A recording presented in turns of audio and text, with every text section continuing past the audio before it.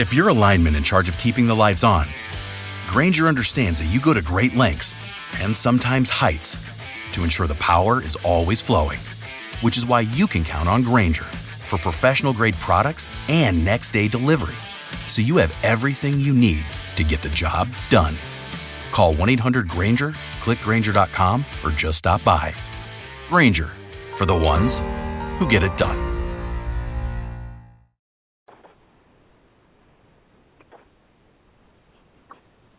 Blog Talk Radio.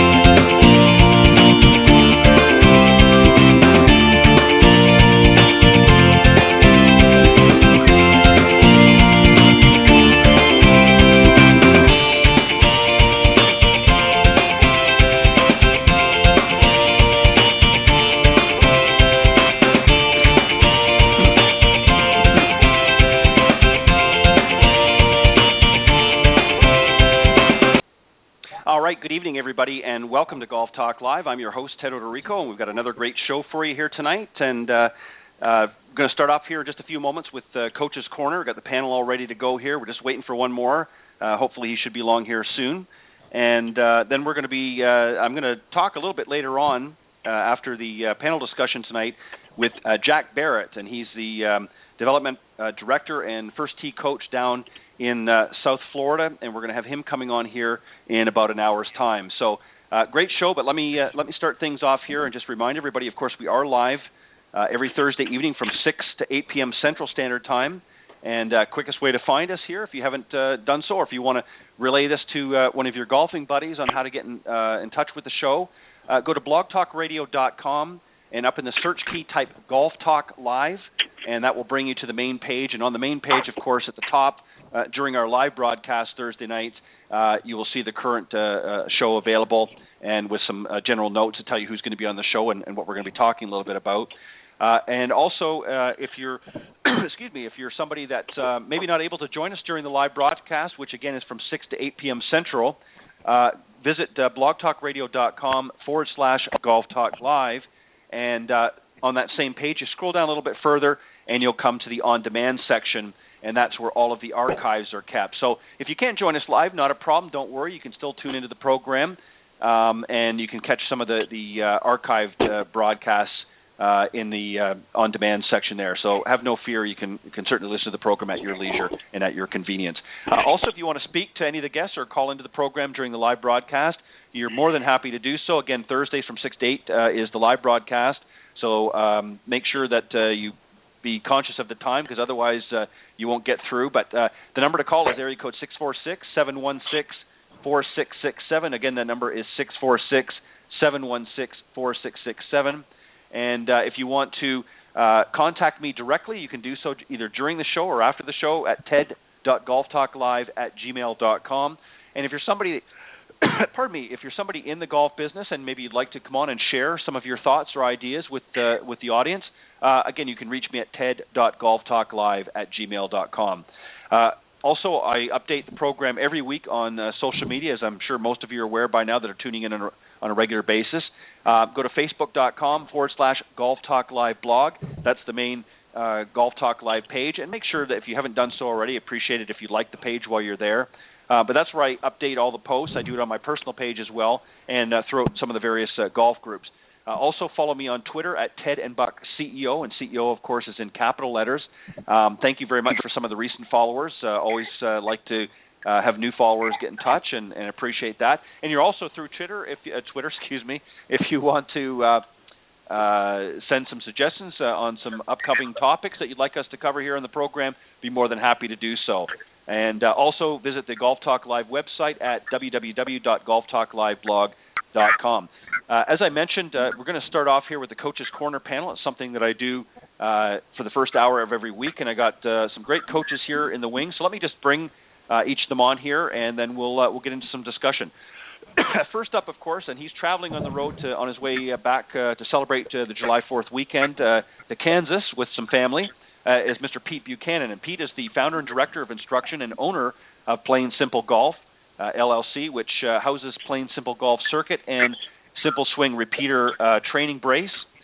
He's been teaching for the past 30 years, and he has been simplifying his golf swing philosophy in an effort to make it simple for players to play the game, and I wholeheartedly agree with his philosophy. Also in the wing as well is Michael Wheeler. He's been on here a number of times, as well as Pete. He's a PGA certified professional, teaching and coaching, and he's as of this week, I believe, he's the PGA director of instruction for Berkshire Country Club. He's also a Right Balance technology instructor, Flight Scope and KVest Level 2 certified, and Level 1 Golf biomechanist instructor, certified by Dr. Young-Hoo Kwan, and he's also a member of the Philadelphia PGA Instruction Committee. So Michael's there as well. And hopefully joining us here, he's running a little bit late, but is Scott Millman. He's a master teacher professional, owner and president of the Simple World of Golf, and he's also the co-owner, founder at the Millman NRG Foundation, which the foundation was set up to help some of the wounded veterans and wounded warriors out there get back in and enjoy the game of golf. So he does a lot of great work there, and certainly would love to get your support. And that's the NRG, the Millman NRG Foundation. We'll talk to him a little bit more when he comes in. But anyways, Michael and Pete, welcome to the show. Thanks, Ted. Good to be here. Well, I appreciate it, guys. As I said, I'll keep an eye out for Scott, and hopefully he'll be able to come on here in a little bit. But if not, we'll hold the fort down, and we'll do our best to answer some of the questions. Now, I've been sifting through here, guys, over the last week. Last week, of course, I didn't have a show. Ran into an issue, unfortunately, with a power outage in our area. We blew, I think, a couple of transformers with the heat last week, and so I had to cancel the show. But so this week I've been sifting through some of the questions that have been coming into Golf Talk Live from some of our audience, and so I thought I would start off. This was kind of an interesting one since we're all in the profession, and this is coming from Brian from Wisconsin. And Pete, I'm going to start with you, but the question is this: how do I become a golf professional? Brian is obviously interested doesn't give his age, so I'm not sure how old he is, and I'm going to expand this a little bit. We'll talk about working not only at a golf course, but teaching golf, and maybe even somebody that might be interested in playing on some sort of a professional tour or professional level, not necessarily the PGA, but we'll talk about that as well. So, Pete, I'm going to start with you to help answer Brian's question, and then, Michael, I'll let you jump in as well. Well, I could probably go down the road that I went down. I've already worked at a club starting as a young kid, and as I decided I wanted to get into the business, obviously we had a pro that was working there, a PGA member, so, we began to chat about, what it takes to get into the program, what's necessary, and, once I decided to do that, we worked through the pro into the section and got all the paperwork ready to go and, went into the program. Now, of course, I went in, 100 years ago, so it's a lot different than it is now. So, right. But I think that's the way for him to inquire. If he's not a member of the club or there's a local club, there's always somebody he can talk to get in touch with, anybody in the section to see, just the process that he wants to go through and what he's interested in doing. Yeah, and well said. Michael, how about you? Now, Michael, I know that being a little bit younger than Pete and I know you're a little newer to golf in that respect. Tell for Brian's sake, I know he'll be tuning in tonight, a little bit about what you had to go through in preparation to becoming a golf professional. Well, I've been involved in golf for as long as I can remember, caddying as a young kid, playing. I took a little bit different route in that I turned professional right after college and played for a couple of years. Played the mini tours down in Florida, and then, after that was when I, and moved back home, and I decided that, becoming a club professional was something I wanted to do. So I think that, and then just, went through the whole PGA process, which now, it's pretty involved, takes between, roughly 2 and 3 years to finish. Then you can go on and do your certified professional program, like I did in teaching and coaching, so you can kind of select which route you want to go. But I think the best advice that I can give you, I've had a number of mentors in my career that have helped me when I had any questions, because you're going to have lots of questions when you're getting into the business, especially early on and you're working 60, 70-hour weeks, and you might be second-guessing why you did it in the first place, but it's worth it in the end, I can guarantee you. But, so the best advice I can give is find someone that you trust, whether that be a current swing coach who's a PGA professional. In my case, it was Ted Sheffick, who's the number 1 teacher in Pennsylvania, a top 100 teacher. And I've known him since for about almost 16 years now. And he's as much to me as a mentor as he is a member of the family. And, it's finding someone like that can help you, get through the program, answer questions that you can learn from if you want to teach. I took the teaching route. But, if you want to be a head professional, find a good head professional that, you kind of want to mold a career after, in the area. And don't be afraid to reach out. I mean, golf is a great field in that we're all willing to help anybody. If anybody comes to us and says, hey, can I come watch you teach? I think just about every instructor, from a top-end, Mike Bender type personality to, a traditional club professional teacher will be more than happy to sit down with you. So, don't be afraid to reach out to people, find a mentor or more than one, and learn as much as you can and just get involved with it.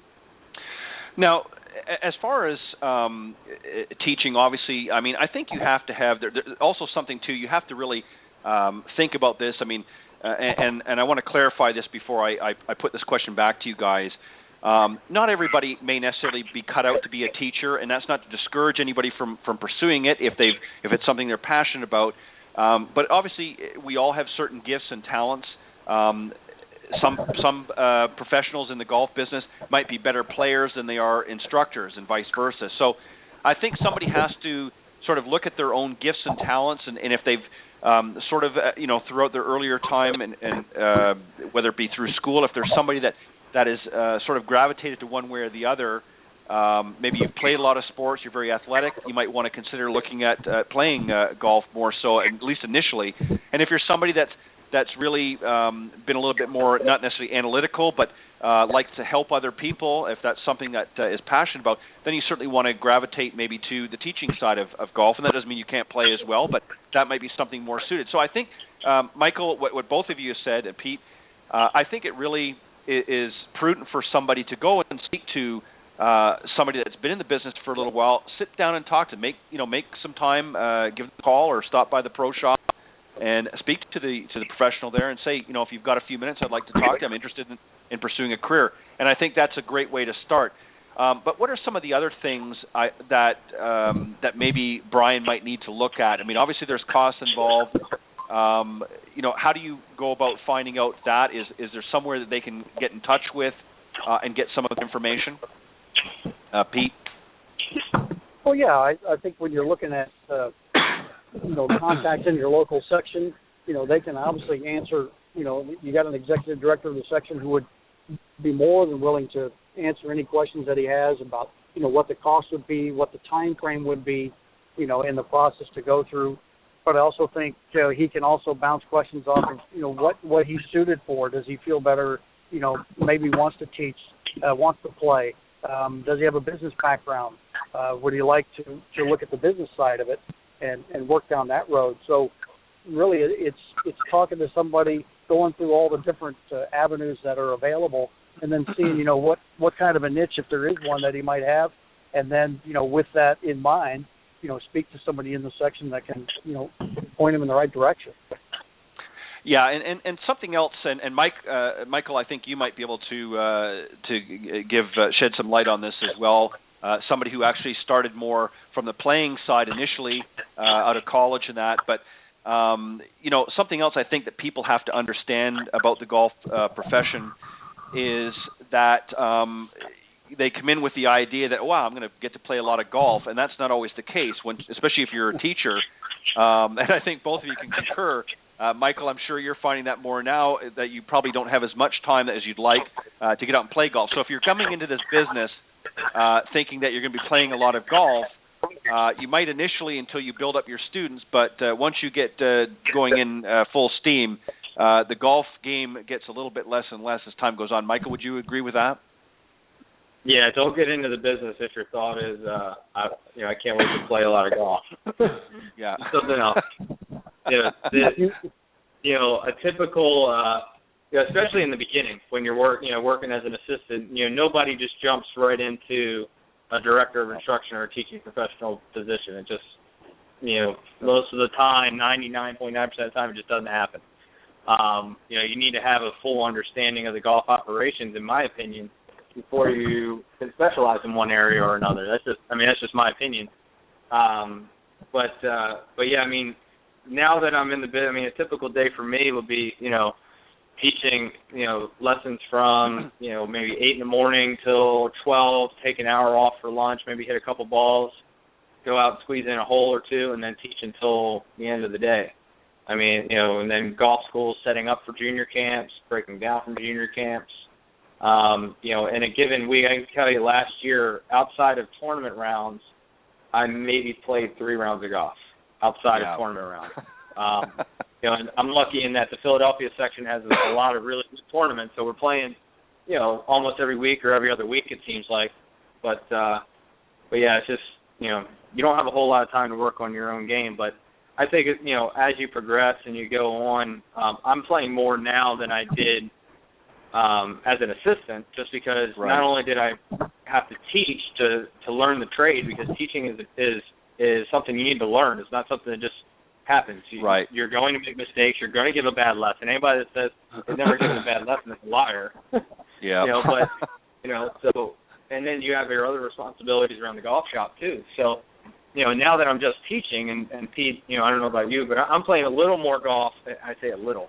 I'm playing a little more golf now than I did when I was a first assistant or a second assistant, and teaching as well. So, but take it as take it all with a grain of salt, and just try and work on your game when you can. But the biggest thing is immerse yourself in the program. I can tell you, as far as costs go, for me, I just did the new program at the PGA probably about 3 years ago now. And from level 1 all the way through level 3, with all costs involved, it probably took about $10,000. Now, you can find some clubs that will pay for that. You work for them and they pay for it, but and that's what I would say you try and do, is find a club that will pay for your apprenticeship. But yeah, there's a lot of things that go into making the decision of being a golf professional or not, because in the summertime in the Northeast, we don't get a whole lot of time with family or anything like that. We're basically golf from 7 in the morning till 9 at night every day. Yeah. Well, and the other thing too is I think that from the playing side as well, I think a lot of people, and that certainly covered the teaching side, but the playing side, I think it's really, Michael, what you did was probably the best route to go. Obviously, if you feel that you've got a good game, to try and jump into Q school if you're able to get in is not probably a smart move. Probably getting into some of the smaller local tours, and depending on where you are, Brian, if you're out in Wisconsin there, look for maybe some of the smaller tours that maybe in your area, or if you're able to travel a little bit, you might want to consider coming to some of the southern tours here, like in Florida and in the southeast here. And that's really the best way. And test your game out there. And if you feel that you've got some game and you want to take it another level, then you have options to go there. And I think, one of the things I think that happens with a lot of people is they see all of this stuff on TV, especially some of the younger ones. They see these young players now, like a Jordan Spieth on there, and think, wow, I want to do that. And the mentality in today's society is, I can do anything. And there is a certain element of truth that if you're willing to put the hard work in. But I think there also has to be a realistic side of it as well. Not everybody is going to be a Jordan Spieth or a Tiger Woods or what have you. Not everybody has that level of skill, and it's a big commitment financially, and it's a big commitment of time. And I don't think sometimes people really understand that. So just to sort of recap very quickly, guys, and then I want to move on, is I think the best route to go, especially if you're interested in the teaching side of things, I think you need to go, if you're, as you guys have said, if you're a member of a club or belong to a club, go and speak with your pro there and express your interest and help have them help you, guide you in the right direction. And if you're not a member of a club, then you could probably reach out to the PGA of America or some of the other organizations out there and just make some inquiries there. But do your research, do your homework, and just make sure that you give it lots of thought and be prepared to. It's a commitment, it's a career, and it's something that you have to be willing to work at like any other career. Great answers, guys, and thanks for the input. I want to move on to some issues here. Donald from North Carolina, he's been playing for a while, and for some reason he's developed a really bad hook. How can I stop hooking the ball, Pete? Help Donald here from North Carolina stop hooking that ball. Well, there are several things that can come to mind as far as why he can hook it. Obviously, the face has gotten closed. We have to figure out why it is. He can look first of all at the grip. If he's got a pretty strong grip, which means I'm assuming if he's a right-handed player, the hands are turned well to the right. He might want to weaken that by backing them off to the left. And as you move them to the left, see what happens to the club face. Does it begin to open up a little bit more? Also, you can look at the direction of the swing. If in the back swing he takes the club back with it too close or looking, as I would say, if the club face had a pair of eyes, if it's looking at the ground, he's got it quite a bit closed as it's coming back. And so, that in itself could get the ball curving to the left. And, you're also looking at some timing issues. If the swing is long, well across the line, the club face again is closed. So I'd really take a look, first of all, at, what's going on with the club face as far as the grip first. That's your first connection to the club. You can take a look at it to see if a little bit weaker grip will help that. And then secondly, look during the swing, what's going on. When that club is in the backswing parallel to the ground and the target line at the same time, look at what the face is doing. Is it turned well forward? Is it opened up? And then top of the swing, you can do the same. So you can really look at, where the golf club is moving and how the face looks relative to the swing direction and really help to get that, opened up a bit more so we can get the hooks out of it. Yeah, and one thing that I'm reading, from this, Michael, is it sounds like something has happened here recently. He indicates he's been playing for a while, and for some reason he's developed this hook. So I don't know whether or not maybe he's been. It sounds to me like maybe he's been tinkering with his swing a little bit. Maybe he's trying to do something, and he's kind of got himself out of sync, if you will.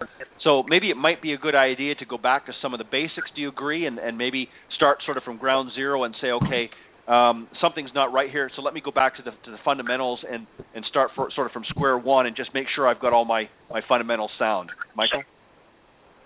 Yeah, I like what Pete said, you got to go through kind of like a checklist. If you're not working with anybody and you have another set of eyes, just kind of go through a checklist of, well, is it my grip? Is it my setup? Is it my alignment? Check your alignment first. Just neutralize everything first. And then, one of my favorite fixes for a hook, assuming it's path related, as far as the club getting stuck behind you and kind of like a, way to the inside, swinging to the right kind of thing. The only way to hit a hook is, like Pete says, if the face is close to the path. So it's either the face is shut and the ball is starting left and hooking, or is the ball starting right and hooking. That's something that will very quickly tell you where the face is pointing at address. So you can very easily see is it mostly face dominant? Where are you hooking because of face, or are you hooking because of path, or a combination? But I have a wedge bolster pillow that I'll set up kind of on the toe line, parallel to the target line. So on the takeaway, you're barely missing it. and on the way down, if you get that club stuck behind you, you're going to hit the pillow. Right. So that's a good one to do. Now, if you do that, a common thing that you'll see, if you do that and the ball's still pulling left on you, then it's time to take a look at the club face as well and say, all right, well, what's my grip look like? Maybe should I weaken that right hand? Should I weaken the left hand? Because if we could fit, in that case, if finding out, hey, I think it's my pass, and you fix pass, but then the ball's still going left on you, then you got to look at face, So, right. But that pillow drill is a good one that you can do if it is pass. That it gives you really quick feedback on did you do it right or did you do it wrong, because you're going to hit the pillow if you do it wrong. Right. So, exactly. And that's something too that I think that I like to see is when you've got a drill like that gives you instant feedback, as you said, and sort of run through that checklist as both of you have indicated, and sort of eliminate things. I think what happens is a lot of people get too involved with trying to make changes in their swing, and suddenly things get askew, and they don't know what to do. So then they start to tinker with it even more, and just exacerbates. And I suspect that that's probably what happened. And as we'll find out from our next question here, I think this is kind of probably something that's happened here as well. Jesse from Detroit, Michigan. Michael, I'm going to let you start with this one here, even though I know you just finished up, and then Pete, if you want to add some thoughts as well. Jesse from Detroit, Michigan, he says, I finished last season pretty well, but for some reason this year I started hitting the ball fat. Any help here?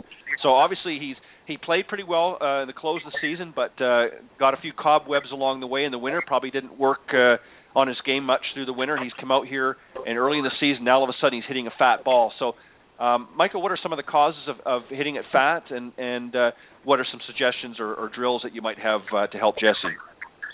There's a couple things that could cause it. An early release maybe. But the most common thing that I personally see, if you take the club to the top of the backswing, for a right-handed golfer, your right arm's going to be bent at the top. Left arm's probably going to be straight or close to straight. On the way down, the right arm is going to straighten. There's no stopping it. It's going to straighten to get back to the ball. So if you don't release your hips fast enough or correctly, depending on, I do a lot of been to a lot of Mike Adams certifications and looking at, does he have slow hips, does he have fast hips? So, is he going to use more rotation, or how is he going to release his lower body? But if he doesn't do that correctly, then as the right arm straightens, he might hit behind the ball. So the first thing I would look at is he getting his weight into his left side? Is he rotating the body correctly and releasing his lower body? Usually, what I tell a lot of my students, and this is most of the time, there's obviously exceptions to the rule.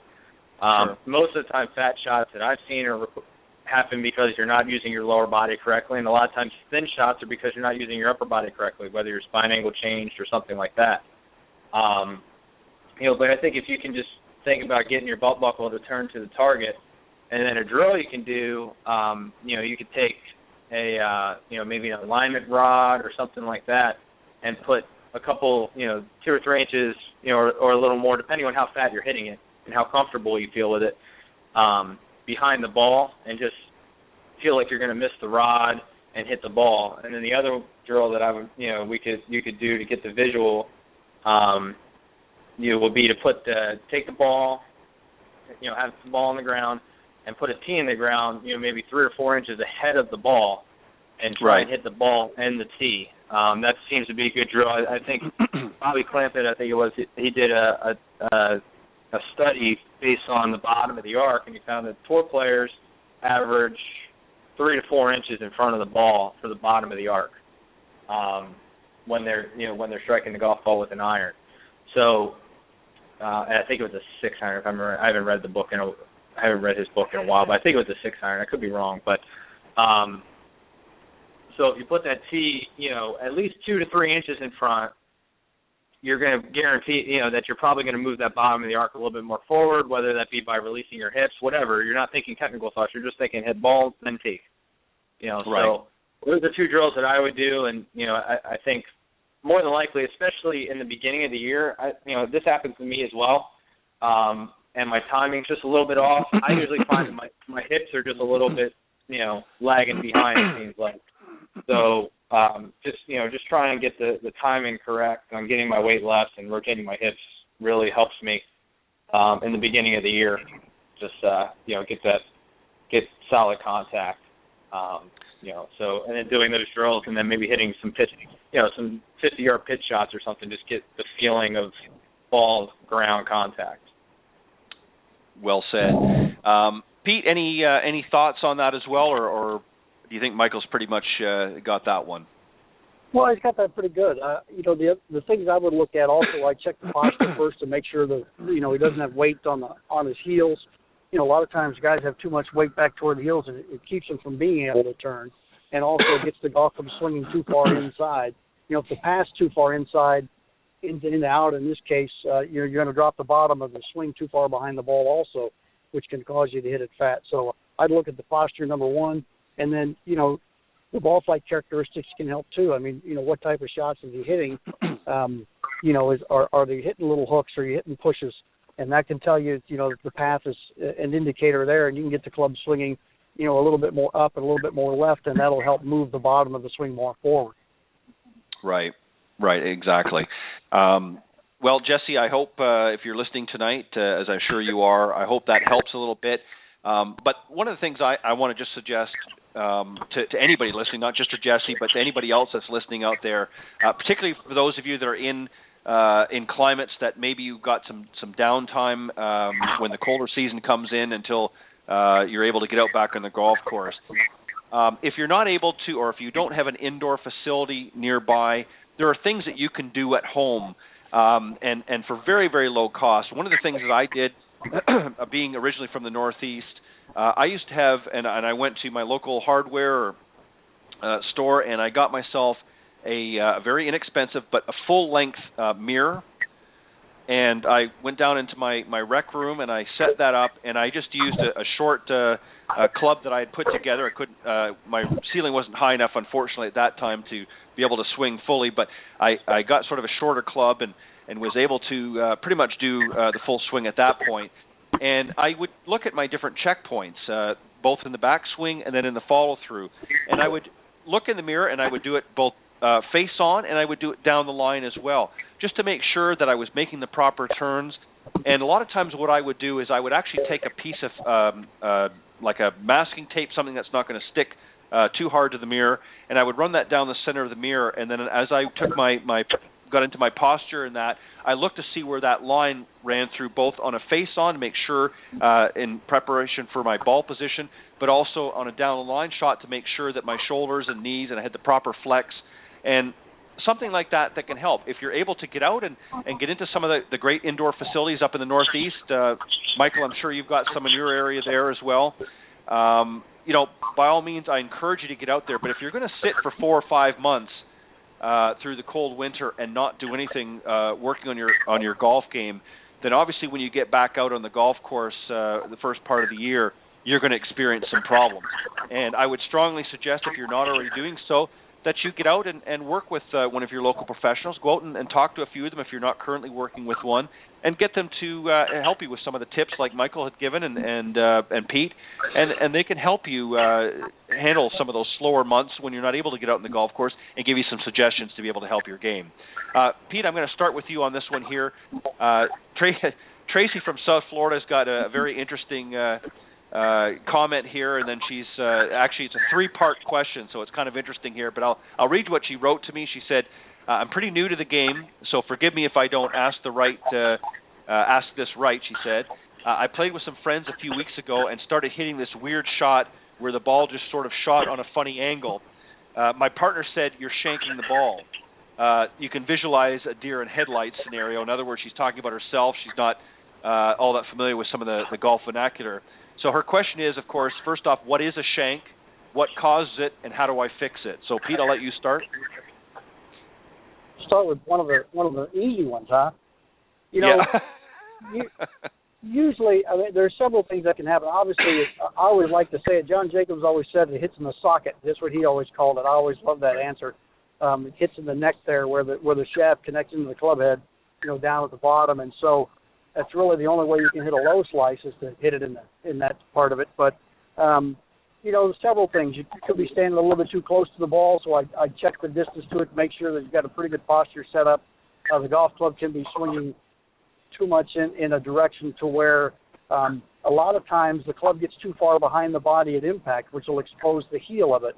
And so you want to make sure that you're not getting the lower half too far out in front, and so that the golf club's traveling too far behind. And you want to make sure that the arms have the freedom to swing the club more up and down, just to get the club swinging. A swing that tends to be upright will tend to hit off the toe. And so you might want to look at the swing direction and might be getting a little bit too far around or too far inside. And so, you can use the shoulder as a measurement, just taking the hands up to the shoulder and back down, just to get some up and down motion into the swing, and that should help move the impact position more off the heel into the center of the golf club. Right. Well said. Michael, something else, too, that I think that particularly for some of the newer golfers, now, obviously, if you've been playing for a little while and this is not normally something that happens, then this may not apply. But for some of you newer golfers, this is where I think it becomes important to make sure that you have proper club fitting, because quite often if you see somebody that's maybe purchased a new set of clubs and maybe hasn't been fitted properly, a lot of times these different types of shots can come about. It's not necessarily the person's fault, but sometimes the equipment's not fitted properly to them, and this can result in some different things. So that's something that's important. But what are some of the fixes that you've come across? You've obviously had a few shankers, I'm sure, come across your path. Michael, what do you do to try and help them out? Shanks can be frustrating, that's for sure. And but bottom line is, you're just hitting with the hosel. It's not contrary to popular belief. It's not a disease. It's not anything that is incurable. Even though it may feel like it when it's happening. But one of the things that I'll do, if it's not a face thing, if they're just coming through and they're, a lot of people, especially new golfers, I found, and Pete, I don't know if I would assume you've probably seen a lot of the same thing, is that their hands are in one spot, well away from the ball. The club's all the way down there. So when they swing, it's almost like they're trying to hit the ball with their hands. It's like they're reaching out for it, and it moves the club out a little bit. And this is just another thing. There's a lot of things that can cause shanks.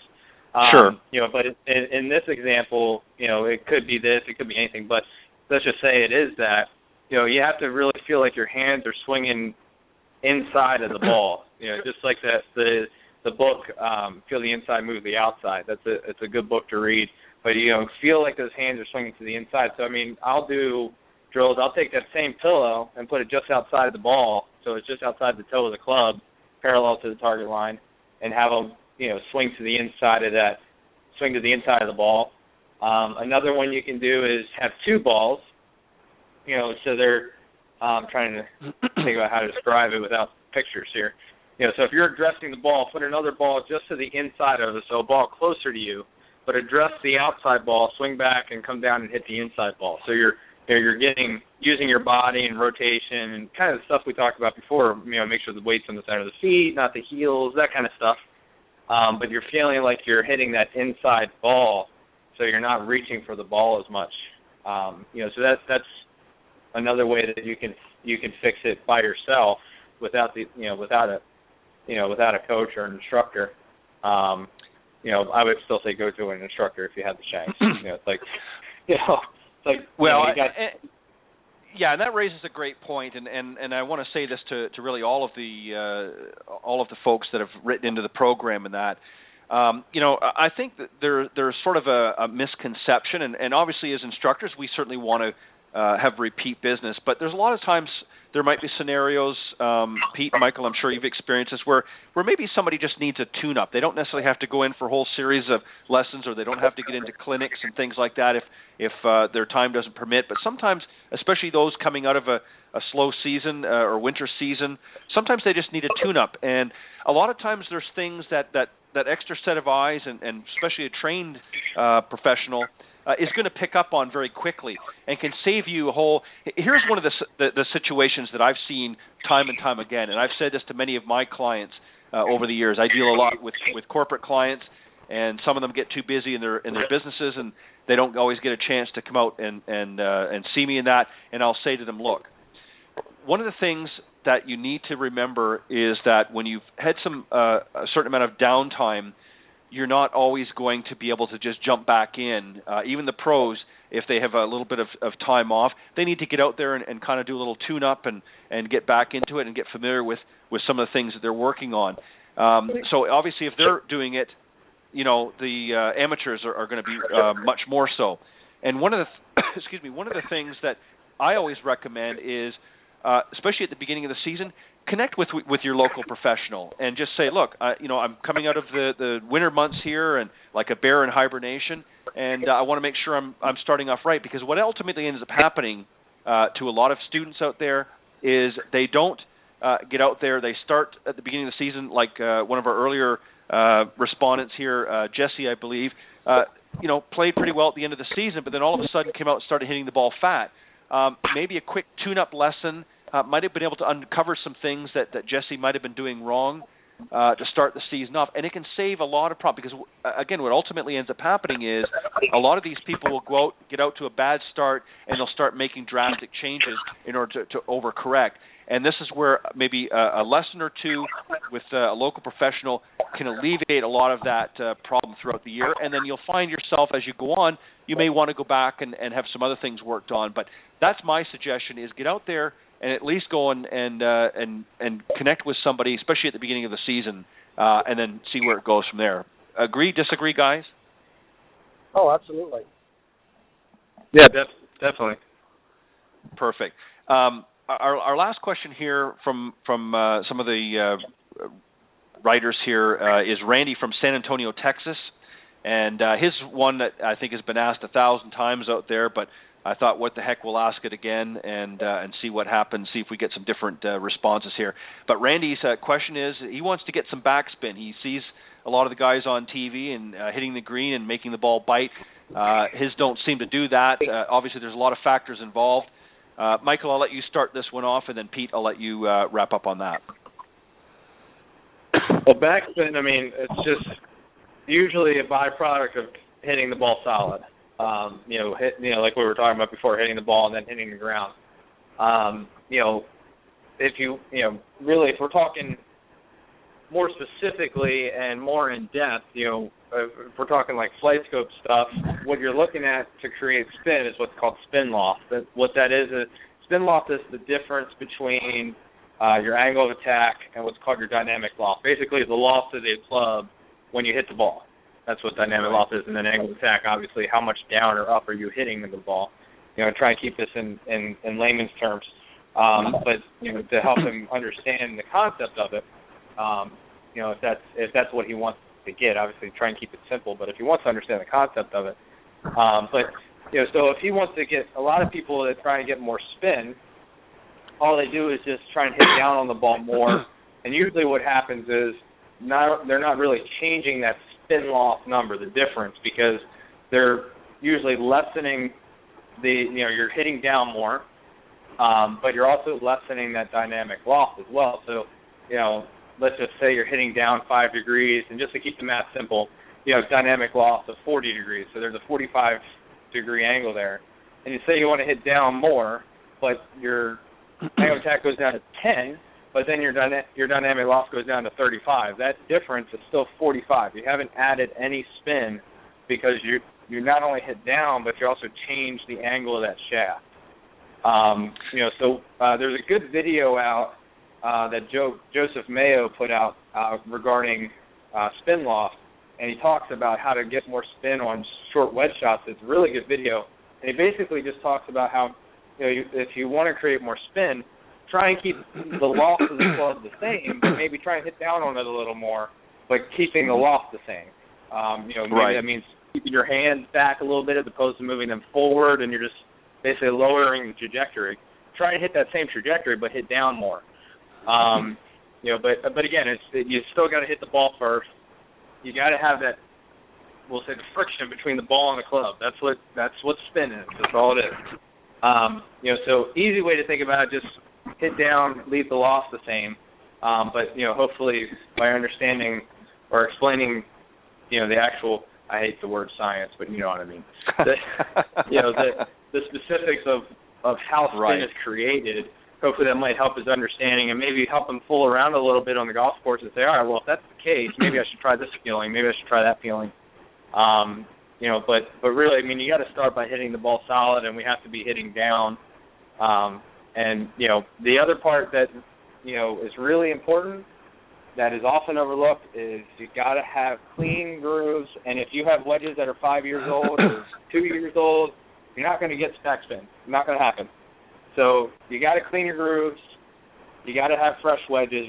I play as much golf as possible. I usually replenish or get new wedges every 6 to 12 months, depending on how much I'm playing. So that's the other thing to think about. Yeah, exactly. And I think obviously it depends on the play. If you're somebody that's not playing that much, I mean, you can certainly expand that. But Pete, the other thing too is I think from my understanding from Randy's question, he's obviously seeing a lot of the guys on tour and that particularly. Obviously, as Michael had just pointed out, they're making great solid contact with the ball in order to get that backspin. But he's seeing them hitting those greens and the ball's just biting on there. There's a couple of other factors that need to be expressed as well. One of them is it depends on the conditions of the course that you're playing. If you're playing somewhere that's got greens that are maybe been wind blown a little bit, they're a little firmer. A lot of times you're not going to get a lot of, that ball's just not going to stop as easily as it would if the greens are a little softer. So those are things that need to be looked at as well and considered. And Michael raises a good point as well about definitely cleaning the grooves. I mean, I clean my grooves after every shot that I take. I have a little thing that I use and I go through and make sure. And then after every round of golf, I make sure I clean them and I keep them store them in a dry place. I don't leave them out, especially here in the south. Leave them out in a garage where the humidity is almost 100%. That's not good for golf clubs either, so you want to make sure they're in a good dry spot. But Pete, what are some other things that you like to help your students with in order to help them get that ball to check up on the green? Well, one of the things just from a standpoint of making the ball go backwards, there's so many players that don't hit it far enough forward. So, you have to be careful in how far backwards you want it to go. But, the one thing that I always look at, and Mike mentioned it, is having the right loft. I did a little video that I put out there where there were some guys that were trying to get, the launch angle for the wedges and couldn't get it, past like 29 or 30, and they were coming in so de-lofted, there's just no way you can get enough spin because there's not enough loft on the wedge. If you've got a 58-degree wedge, why don't you hit it with 58 degrees? I mean, get all the loft that you can have to throw that ball to get the backspin that you can do. And also, I find a lot of players who tend to, use the shoulders or tend to hit out to in, and they also, get the club coming in the wrong angle. And so they just can't get enough spin on it. And, the other thing, you're talking about green conditions. You're also talking about the golf ball, too. I mean, you have to have a golf ball that's conducive to spin also. A lot of players play golf balls that are very hard, and they're not going to get a lot of spin on them. The softer balls will spin more. And, you have to look at, do you want the ball for distance? You want a ball for spin. So the golf ball can help you as well. But, I think getting the right contact and getting the right loft on it is going to really help you make it stop. And also, not only spin helps the ball stop, but so does trajectory. I mean, if it goes up and down high enough, it'll stop too. You can't expect it to coming in like line drives and make it stop. It's going to bounce too far forward. So, using the right loft is a big key to getting those shots to spin, as well as obviously you have to have the contact. Yeah, exactly. Well said, guys. Thank you for some great answers tonight, and sorry that Scott wasn't able to join us tonight. I had sent him a message a little bit earlier just to see if everything was all right, and I hadn't heard back, so I suspect that he's probably tied up with his teaching and that, so not a problem. We'll get him back on the show another time, but you guys did a fantastic job. And we still have a couple of minutes left here. So what I thought I would do is, and Michael, I'm going to, since we just had Pete here talk a second ago, I'm going to let you start here, and maybe just let the listeners out there tell some of the things that you're working on this summer, any special projects that you've got on the go, or any special clinics that you've got coming up that you want to let the listeners know, and also where they can get in touch with you if they need to. Yeah. So first, Ted, thanks for having me on again. Had a good time as usual. Pete, awesome doing it with you. But yeah, so you can find me. I have a website, michaelwheelergolf.com. You can also find me on Facebook. I think it's Michael Wheeler Learning Center Facebook name, if I remember correctly. So if you can like me on there, that'd be awesome. And I'm also on Twitter as well. I don't remember my handle. I think it's at Mike Wheeler LC, if I remember correctly. I'm not on Twitter very often. I'm mostly on Facebook. But yeah, feel free to reach out to me if anybody has any questions. As far as this year goes, like Ted had mentioned, I've just gotten an opportunity to work for the Berkshire Country Club in Reading, Pennsylvania. So Tuesday was actually my first day over there. So we're just kind of getting everything going. But a couple of things that we're really excited about. We're going to be, Ted Sheffick and I are going to be doing a golf school, 4-hour golf school in September, on September 9th from 8 to 12 and 1 to 5. So if anybody's interested in attending that, let me know. And if I have slots available after we open up to the membership, I'd be happy to have you.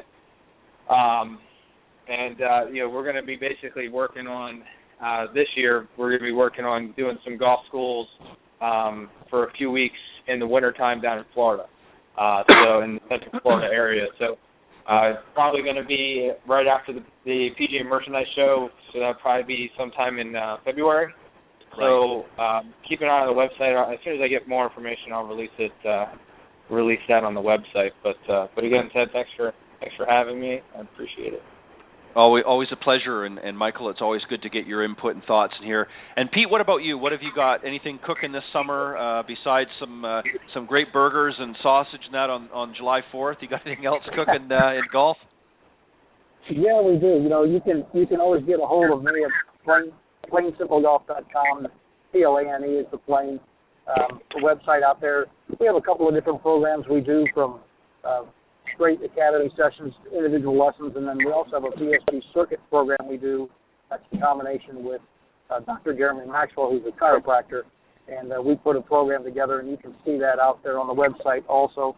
And we have different locations, and they can actually go out there and pick, what location they want and what dates they want, and sort of, plan their own type of program. And, we work with them to set it up and get it done. We're also going to be working this winter in Florida at Falcons Fire out there this next winter in January, February. We'll be doing some things down there. And as well, as we talked about before, I have a training aid that I invented, the Simple Swing Repeater that we use. And also, we've come up with a new way to look at the swing as far as the horizontal and vertical movements that are necessary. And I have some things that will be coming out with that we've actually put a number to it to really track, what the turn levels are, what the vertical levels are with the arms and hands swinging the club, and those combinations together, and how to quickly get the impact more solid. So it's a unique perspective on how to look at it, but we always knew that the swing needed horizontal and vertical movement, and now we've been able to put some numbers on it and really fast track the impact, within a couple of balls to get it really solid. So it's just a unique perspective and just a little different way to look at it. So we'll be putting more things out about that. I think the video on YouTube is called Swing Motion, and you can go out and look at that, and it kind of gives you some of the numbers that are out there. But those are some of the things we're working on, and I appreciate being on. Mike, it was great being on with you, and Ted, as always, it's a great pleasure to be on with you. Well, I thank you, and as I've said many, many times, I know it's not an easy thing, as Michael alluded to earlier, and Pete, I know you'll concur. It can be a very long day for many of us in this profession, and I appreciate you guys giving an hour of your time here every week or so here on the Coach's Corner panel on Golf Talk Live. I appreciate it. I know the audience appreciates it, and as it continues to grow each and every week, I know that they enjoy the format. And as long as they do that, I will keep continuing and keep having some great professionals like yourselves on. One last thing, Pete, I was just going to mention. I said I was going to bring it up here, and I kind of lost track. But as you and I were talking off air, of course, you're on your way out to Kansas to spend the July 4th weekend with family and that, and you were talking about growing up in that area about how it being windy and how that helped a little bit in your golf game. So just maybe a quick point or two about getting out there and practicing and even playing in the wind, how that can help your golf game a little bit. Yeah, when we always used to comment, in order to play well in Kansas, you had to hit it under the wind, because otherwise, if you got it up in the air, it would blow it all over the place. But, we always worked at, really shallow swings, very rounded type swings where the golf club is swinging more in a baseball-ish type fashion, which, lowers the plane, lowers the angle of attack, and makes it really shallow so you can drive the ball very low.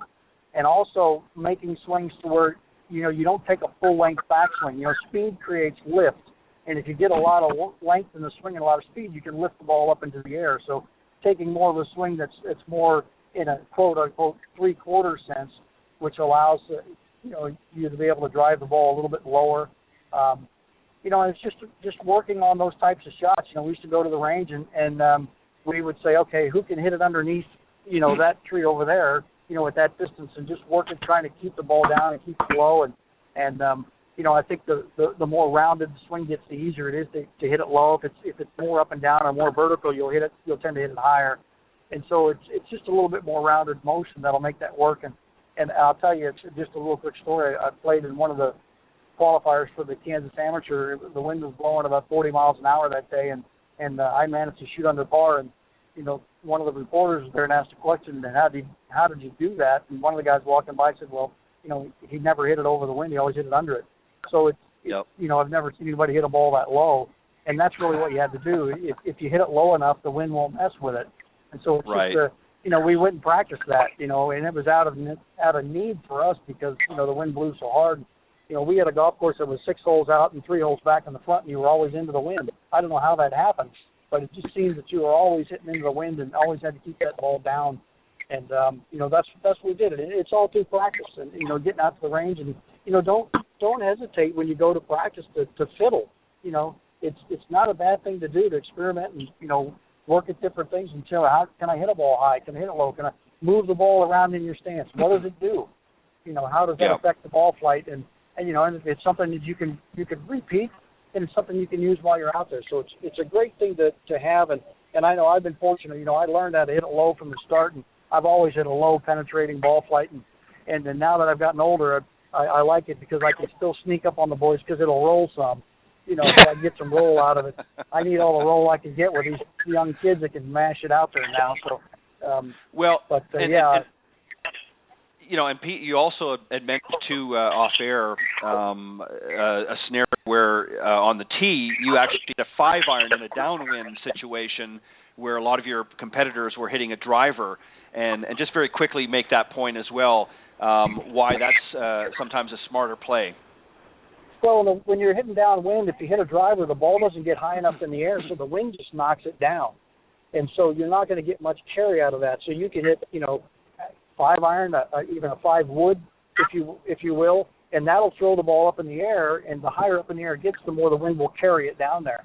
And we did that. I was the same scenario I was telling you. We had the guys all hit drivers. I had 5-iron past them because I got it up in the air, and the wind just carried it. So, you have to look at that. The higher you can get it up into the air off the tee, the more the wind can push it down the fairway. But if you hit it too low, the wind will just knock it down. So you won't get much carry out of it. Right. So for those of you, as I said to you in that conversation, for those of you that are still playing an 8.5 or even a 9-degree lofted driver, you might want to consider getting a higher lofted driver, or even hitting, as you did, a 5-wood or something with a higher loft on some of those scenarios where you're hitting downwind, because you're going to certainly get more carry. If you want to get some extra yards, that's an easy way to do it, especially in a downwind situation. Guys, thank you very much. As always, I appreciate Michael and Pete for coming on the Coach's Corner panel, and I look forward to having you guys back again here soon. All right. Thanks, Chad. Appreciate it. Not a problem. Happy July 4th to both of you. Have a great holiday, and certainly have a safe weekend. All right. You too. Thanks. All right. Thanks. Okay, that was my special guests on the Coach's Corner panel, Pete Buchanan and, of course, Michael Wheeler. And unfortunately, as I mentioned a few moments ago, Scott Millman was supposed to join us as well, and obviously he got tied up and wasn't able to join us tonight. But not a problem. The guys held down the fort, as they say, and had a great conversation as always with the panelists. Of course, now I'm looking forward to having my next guest on here, Jack Barrett, and I'll tell you a little bit about him here in just a second. But just to remind everybody, of course, we are live here on Golf Talk Live from 6 to 8 p.m. Central Standard Time. That's 7 to 9 for those of you on the East Coast, and or 4 to 6 for you in the Pacific time zone. We are live, as I said, from 6 to 8 Central. And the best way to find us here, or if you want to pass on the information, is go to blogtalkradio.com, and up in the search key you can type in Golf Talk Live, and that will take you to the main page. And on there, of course, during the live broadcast is always the current show. But if, pardon me, if you're not able to join us during the live broadcast, not a problem. You can go to the link www.blogtalkradio.com/Golf Talk Live and scroll down the page to the on-demand section. And all of the live broadcasts are auto-recorded so that you can go and search through the on-demand section for any of the ones that you might have missed. So if you're not able to join us live, not a problem. We'd certainly love to have you. But if you can't join us live, you can go into the on-demand section at the main site and be able to listen to those broadcasts when it's convenient for you. As I mentioned, I got another great guest coming up, Jack Barrett. He's the development director and first tee coach for the first tee of Palm Beaches, first tee Treasure Coast, and also the first tee of Broward County down in southern Florida. And we're going to talk a little bit about the first tee and some other things that he's working on as well. So let me, without further hesitation, let me bring on Jack Barrett. Hey, Ted. Hey, Ted. How you doing? I'm doing very well, Jack. Happy 4th. I know we're not quite there yet, but happy 4th. How are you? Fantastic. Happy 4th of July to you and yours. Thank you. Jack, one of the things I thought I would do to start off, since I haven't had the opportunity to have you on the show before we get into talk about the first tee and some of the other things that we're going to talk about tonight, just tell everybody how you sort of got started in golf and how old were you when you first sort of started swinging your first clubs and what sort of led you into the golf profession? Well, I mean, like most of us old-timers, and I use that word very sparingly, but like most of us old-timers, I didn't pick up the game until I was in my early 20s, but the reason why I picked up the game was because I had taken on a caddy job to make some extra money. And obviously, by being a caddy and being able to play on Mondays when the club was closed, I was up in the Northeast at that time, it just became, an obsession that I've just played on and off for a lot of years, and have stuck with it for about 30-plus years now. And fortunately, I'm somewhat of a hack, a 10 handicap, and I can hold my own with most of the guys out there.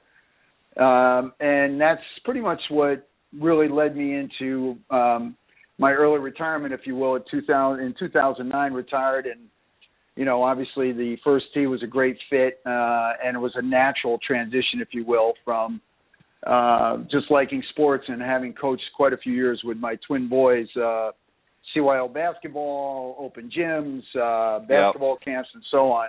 It was just a natural fit to take that and transfer it to the first tee and coaching with them. Yeah, and what a perfect fit. And just to let everybody know, if you're interested in learning a little bit more, certainly don't want you to go there right now. I want you to sit tight and listen to the program. But if you want to get more information what some of the great work that Jack is doing, you can certainly visit the website at thefirsttpalmbeaches.org and get more information there, or you can email Jack at jackb@thefirsttpalmbeaches.org, and we'll give that information again a little bit later in the broadcast. But so tell us a little bit, how did you become involved with First Tee, and how long have you worked with them? Well, as I mentioned briefly before, it was it was just a stroke of luck, nicely guided, if you will, by my wife's suggestion. After about 6 or 7 months of playing golf pretty much every day, and she had seen Jack Nicklaus as our honorary chairman down here in the Palm Beaches, saw him on TV opening up this new chapter, which was sponsored by the Honda Classic as a founding partner. Right. And I just went up there after they were only open a few months and wandered in with a resume and met a gentleman by the name of Craig Watson, who was a PGA teaching pro and a first tee coach, who was doing it all at the time. He was executive director, development director, and program director. And they had about 40 kids in the program to start. And once he got a hold of my credentials and he saw that I had done some coaching, and he mentioned to me and he said, look, I'd love to have you come on board with us, but I can't pay you because there's just no money in the coffers yet, but I can get you a lot of free golf. Right. And I said I was in. And that's pretty much how it started, and that was 5.5+ years ago. And since then, obviously, we've evolved to be quite a bit more than what was then. We went from roughly $100,000 in the red in that first year with the tour and the Honda helping us get off the ground to $1.3 million in revenue closed out 2014. So we've come a long way in 5.5 years. Yeah, it's we're very fortunate because living in South Florida, as you mentioned earlier, Palm Beach County, the Treasure Coast, and also the Miami-Dade and Broward County areas. It's a really nice area. It's golf centric, so they play 12 months a year, and if you play golf, everybody knows about the first tee. So that's really how it's evolved over the last 5.5 years, and I got a lot of training through the first tee. They have certain levels, starting with an assistant coach training, which is online, 2 hours online, and then you move from that to understand the curriculum to level 1 coach training, then level 2 coach training, and then level 3, which then you are called a first tee recognized coach. Now you can, you earn PGA CEU credits. I mean, there's a lot of credibility by being a first tee coach in this industry. Wow, fantastic. Now, for those, for the benefit of those that maybe are not golf savvy and don't understand, just explain a little bit about what the First Tee program is. Just tell me sort of the down and dirty, if you will, of what First Tee program is.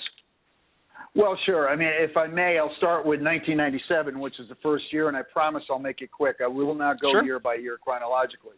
But in 1997, the tour, PGA Tour, LPGA Tour, USGA, Augusta National, Shell Oil, all got together and they decided to start the First Tee in, of all places, Central Park in February in New York City.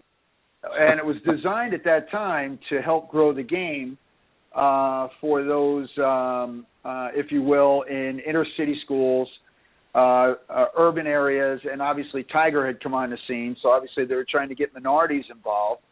Sure. And at that time, that was the goal, was to grow the game through that initiative. And what's happened since then is that the First Tee is really now inclusive rather than exclusive. We have kids that are from very poor single parent families that are very good golfers, playing right alongside kids that live in the Bears Club where Jack and everyone else lives down here in Jupiter.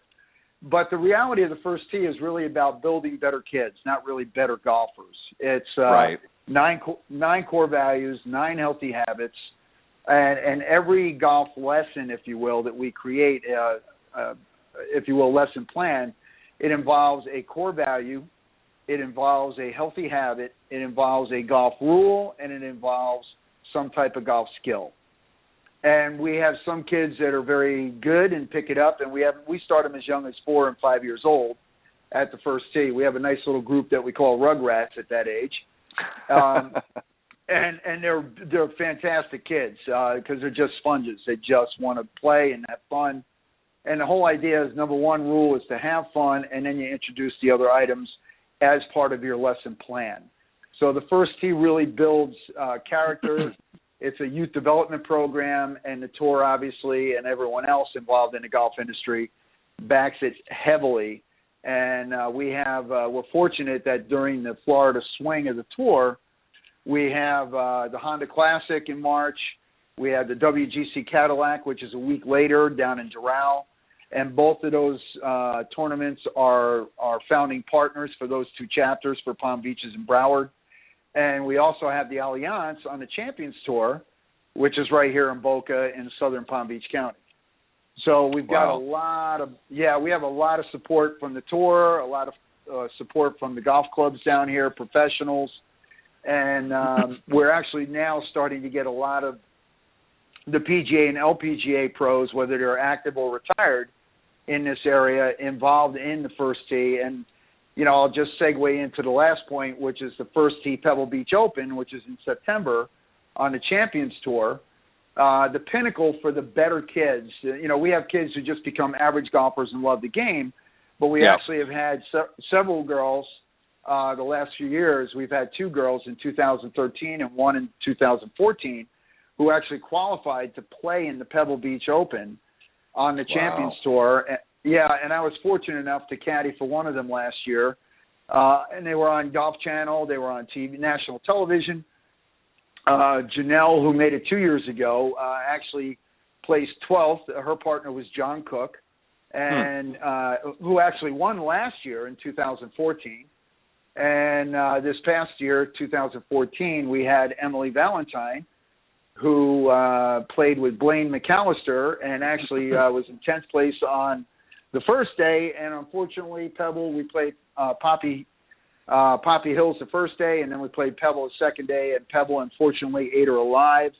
I raked 16 traps for her. I felt so bad, but she had a great time, and it's just a really nice experience. And I'll just add one more thing and tell you that both of those girls ended up getting full rides to colleges to play golf because of being involved with the First Tee.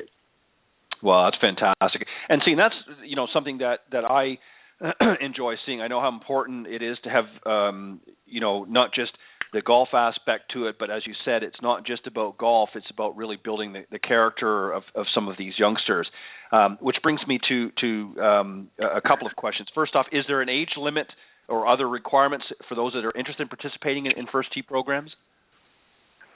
Well, the First Tee National, if you will, their, I guess you could say their basic format is age 7 to 17.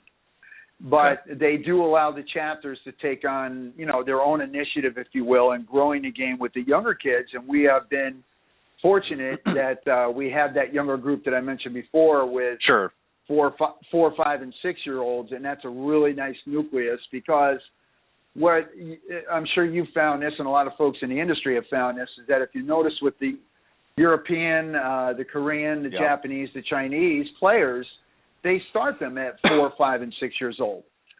So we've really taken on the initiative, if you will, to pick that up, follow their lead, and try to introduce the kids at a younger age. Yeah, I think you know, it's and you're 100% right. It's getting to the point now internationally that some of these kids are just about at that age.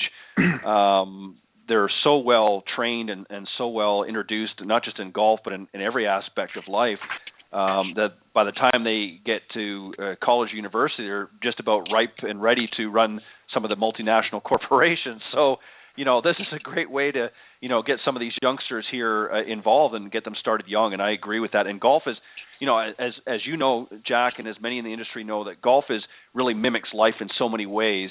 And there's a lot of great life lessons that can be learned. And I think this is why some great players like Jack Nicklaus and some of the others that really have gotten involved from the get-go really put their stamp of approval on this. It's a great way. It's a great character builder, and it's a great way to get them out there and involved and getting them doing something that's going to help them, whether they pursue a career in golf or play golf on one of the tours later in life.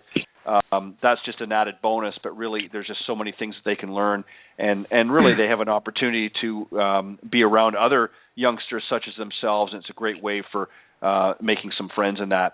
How does it differ, Jack? I mean, there's obviously a lot of different junior programs and different things out there. How does it differ? How does the First Tee in your area really differ from some of the other programs that you're familiar with? Well, I mean, that's a great question. There's a lot of great organizations out there. They're down here in South Florida because we're year-round. You have Hook Your Kid on Golf. You have U.S. Kids. There's a lot of great organizations that grow junior golf. I think the thing that sets the First Tee apart from those organizations is that they're more golf-centric, if you will. Sure. Whereas the First Tee is more about the things that you just mentioned, the character building, trying to introduce the kids to what it's like to prepare for college, what it's like to prepare for the business world. I think those are the things that really set them apart or set the First Tee apart from those other organizations. And again, those other organizations are fantastic, but they're golf-centric. And golf is really secondary for us. Now, if we have great kids and they become great golfers, that's obviously a bonus.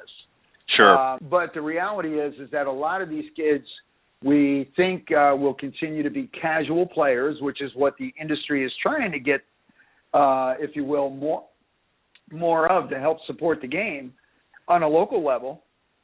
But what the First Tee also does is it gives the kids access to items. Just to give you a few of them, if I may. Sure. There's academies that are held every summer, and there's one coming up next week, which is called a Player Academy, and they take the top 28 players, First Tee kids that are high school seniors that will be moving on to college to play golf, and they take them for a full week, and the next week will be in Reno, and they'll be with LPGA and PGA professionals for the entire week, and it's more about golf management, understanding what it takes to apply for college for a sports scholarship, what's involved with being a sports involved with NCAA sports, if you will, at the college level, and it really prepares them for college golf.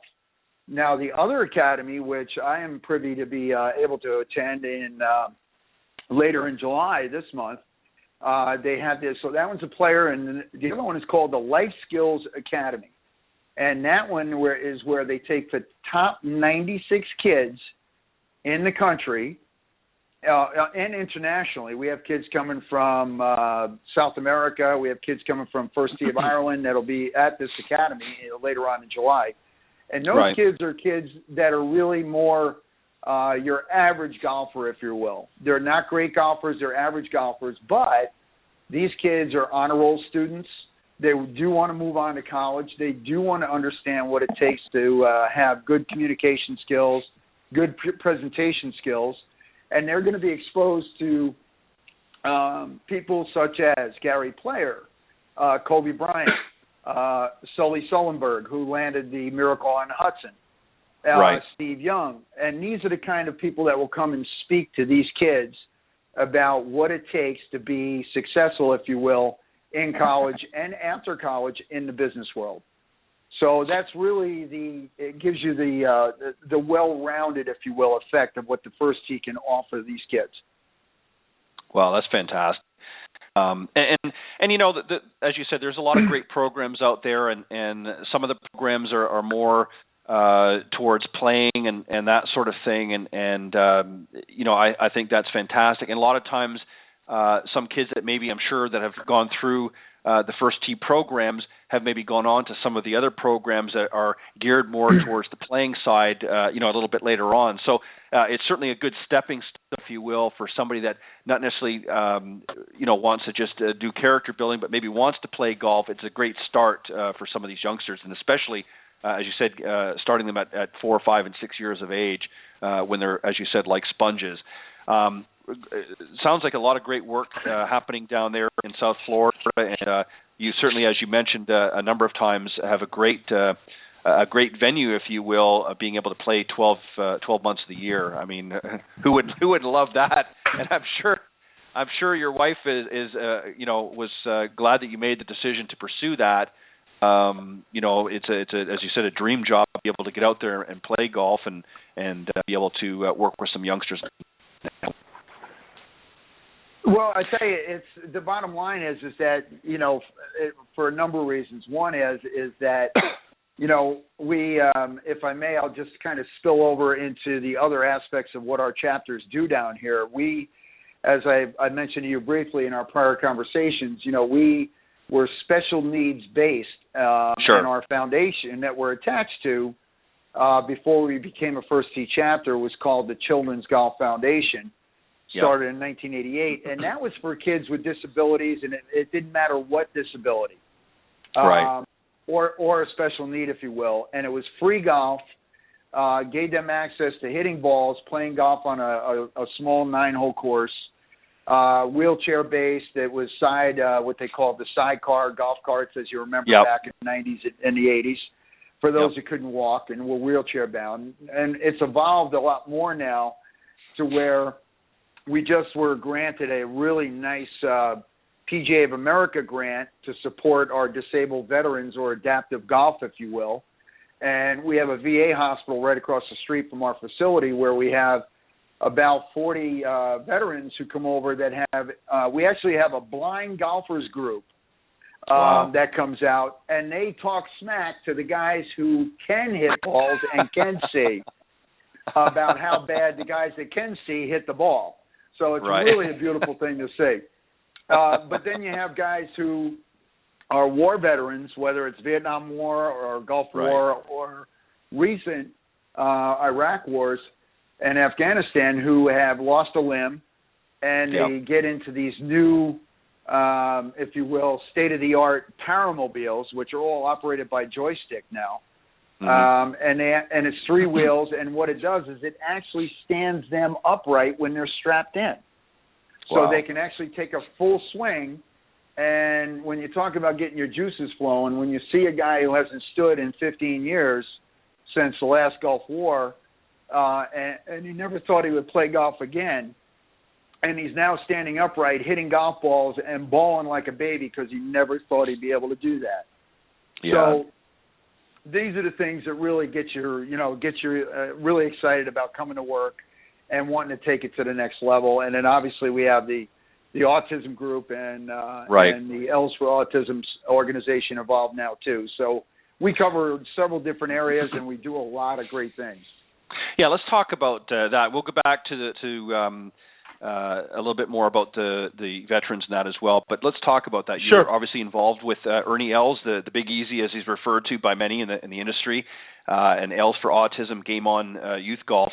Tell us a little bit about that, what's involved, and how you are involved with it, and then also we'll maybe you can let us know if there's a way that any of the listeners that are tuning in would like to participate in some fashion, whether monetarily or be involved maybe even as a volunteer with some of the projects that they're working on. So tell us a little bit about Ernie's project with the autism. I know obviously he has a personal invested interest in it, but tell us a little bit about that, and then we'll continue on.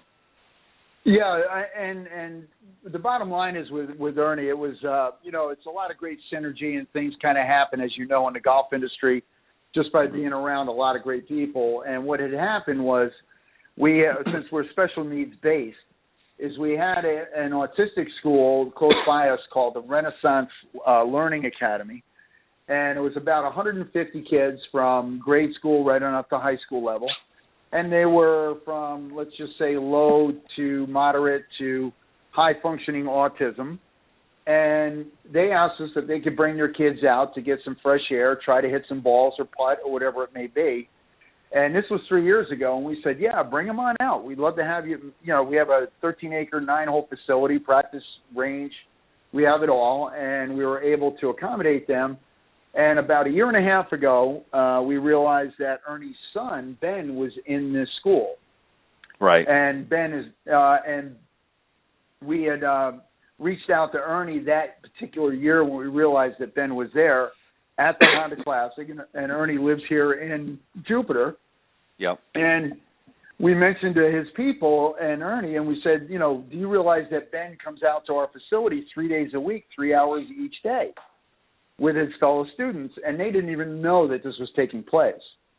So what happened was that now they got involved. They came on board with us.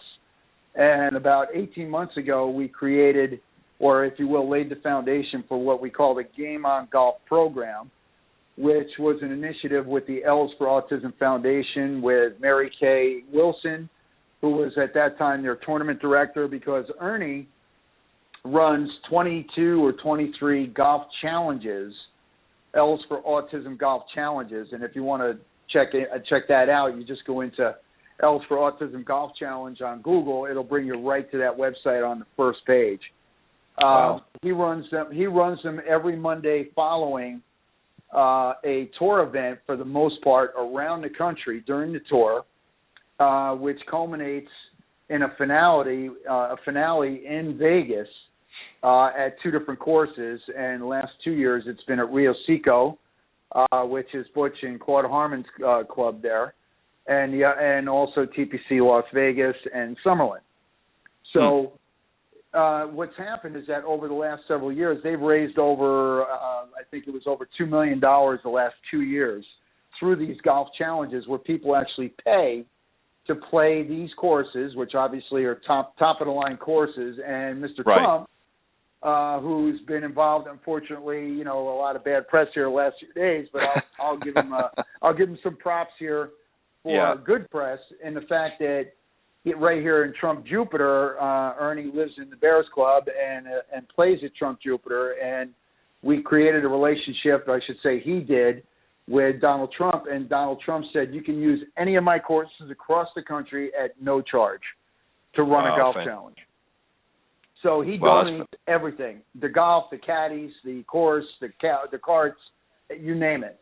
And they were able to raise over $2 million each of the last 2 years because of that kind of support. And it's I became involved because I guess you could say the folks at Elks for Autism saw how I was involved with the special needs program and asked me to kind of take the lead with creating a curriculum or the basis for a curriculum for special needs, which could be something for someone that's, let's say, just a lower functioning autistic child who just wants to toss the ball. Not putt, not hit balls, just toss a ball to the hole. And it's what we have created what they call a personal par for that child for that day, because autistic children, obviously, their moods can change hour to hour or day to day. So whatever their personal par is for that day, we just roll with it. We got some really great intuitive coaches and PGA and LPGA professionals involved. And it's now evolved to where it's a full-blown curriculum, and it's now being offered at about 8 locations with the First Tee National involved, and they're rolling it out at First Tee locations and golf courses near those First Tees, specifically for autistic children. Wow, that's fantastic. So that's really how it's matured now, and it was a learn by doing, if you will, and it's again to get your juices flowing, you stand on the tee box, and I've had parents working with children during these classes, and the parents are heavily involved, which is really nice to see, because we encourage parent involvement, because we don't want the First Tee people or the professionals, PGA or LPGA professionals, to become babysitters. We really want the kids to really try to get some type of exercise, some type of skill from what they're doing there, and the parents get involved. And I've had parents turn around and talk to me and tell me that child has not spoken in 2 years, and golf has started them talking. Yeah. So it's things like that. Yeah, and this just goes to show, and those that are in the industry have a better understanding than perhaps some of the outside, but golf has done. I don't think a lot of people really understand really how much of a role golf has played in so many areas of life. Obviously it's been used for decades and decades as a business tool. It's done a lot of great charity work, not just the PGA Tour and the LPGA Tour and so on and so forth, but the golf industry in general. Some great teaching professionals as well get involved in different projects. I've had a number of individuals on the show over the last year, particularly who work on different projects similar to this, and it's just great. So this is why I enjoy having guests such as yourself, Jack, on the program. Not just talk about the First Tee, but talk about some of the other things that you're working on behind the scenes. And the more that we get this information out to the public, so that golfers know it's not just all about making pars and birdies. That's just one of the pleasures that we get to have in our job. But it's about giving back to the communities around us. And there's a lot of youngsters out there, particularly, that struggle with things like autism. And it also really goes to show the type of integrity that a lot of these top professionals, like Ernie Els and many of the others out there that are working behind the scenes.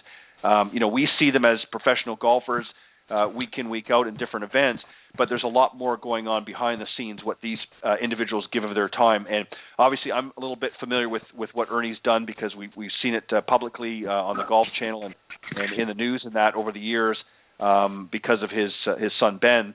But obviously he's doing a lot of things behind the scene and a lot of great people. And I'm glad to give Donald Trump a shout out as well.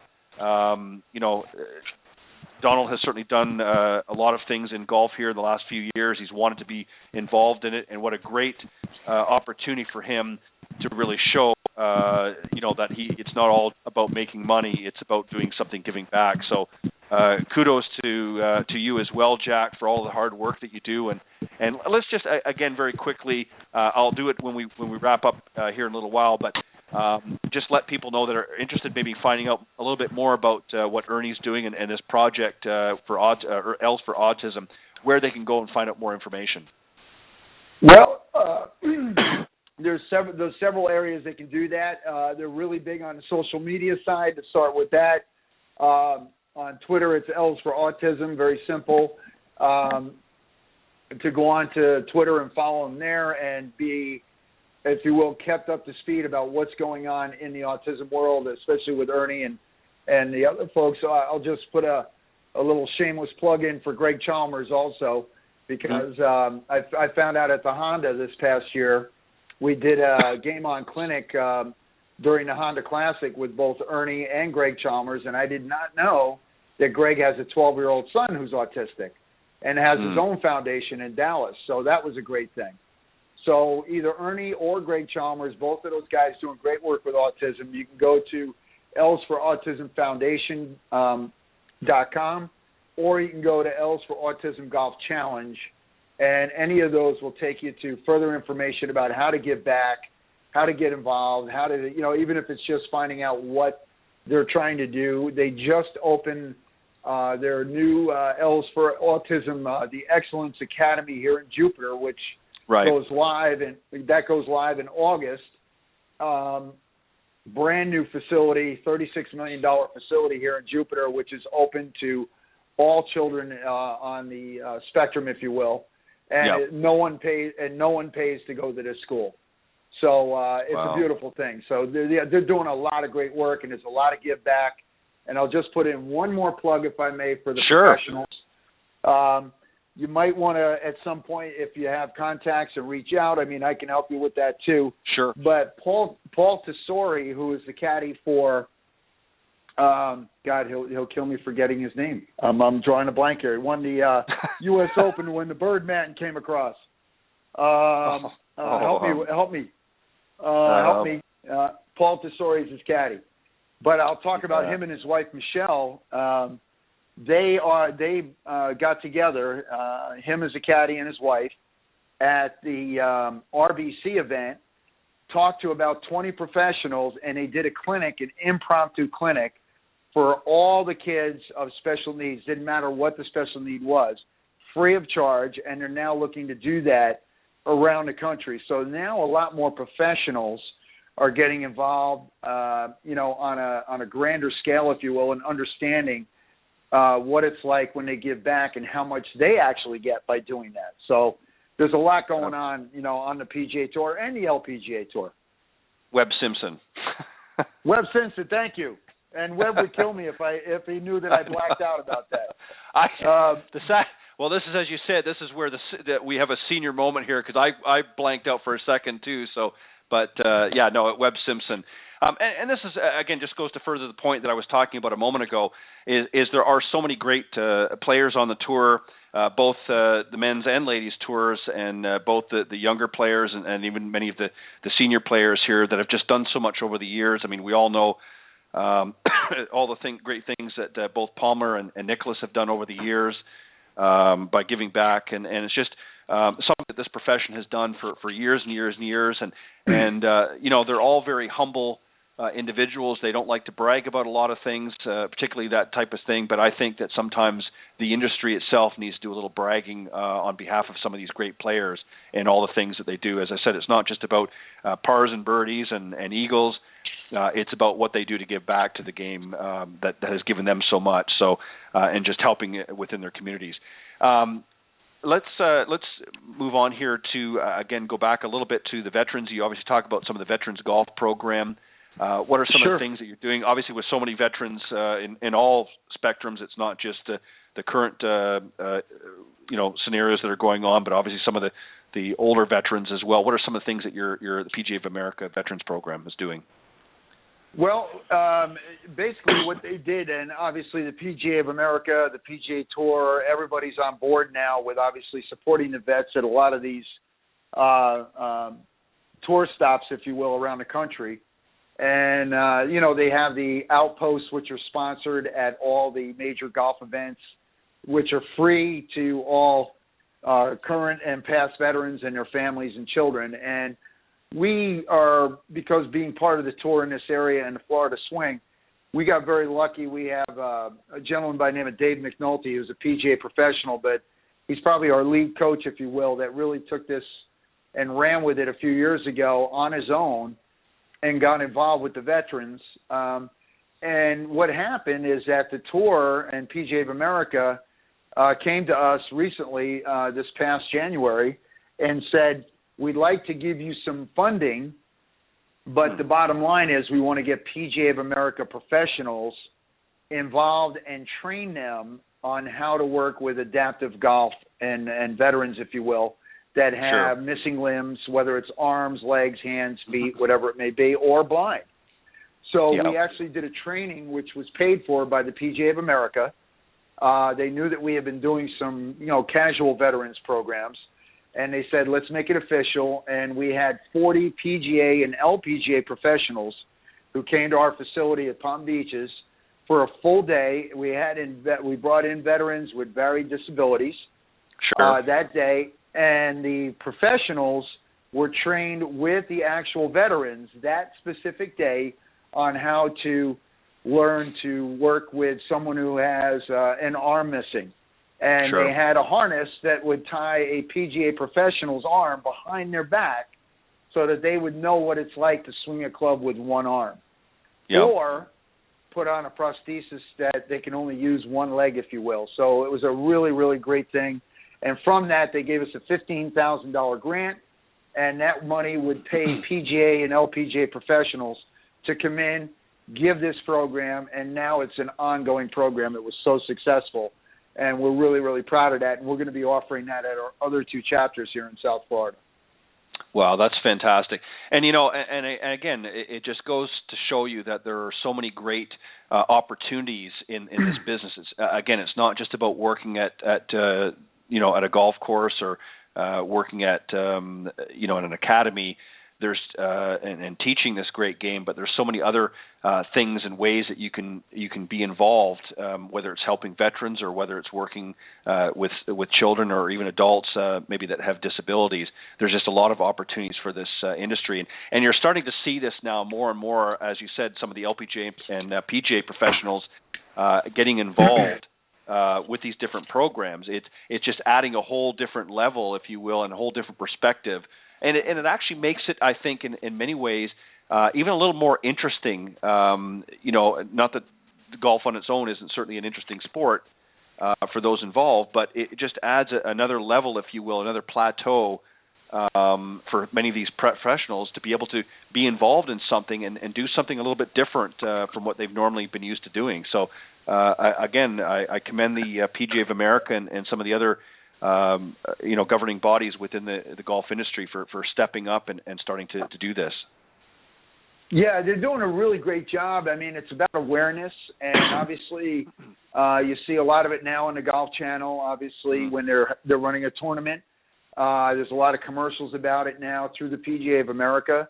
But the other beauty of it, too, is that a lot of your quote-unquote exclusive clubs, whether it's in the Northeast, out West, Midwest, or here in South Florida, are now opening their doors to allowing part of the initiative with PGA of America is to get their professionals at these exclusive clubs to open their doors and allow veterans and people of special needs to play their courses at absolutely no charge.